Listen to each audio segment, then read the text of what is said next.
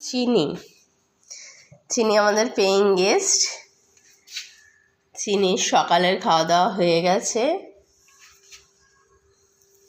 ও এবারে চারিদিকে ঘুরছে আনন্দে।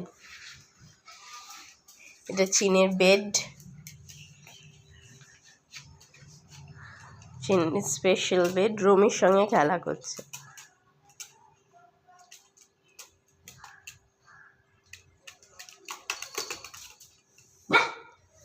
এই যে আর একজন, এই যে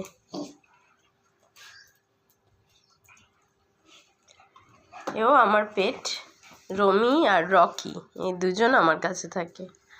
আর এই একজন পেইং গেস্ট এসছে, ওর সঙ্গে সবাই একদম ঘুলে মিলে গেছে, সবাই একসঙ্গে খেলাধুলা করে। এই যে এই যে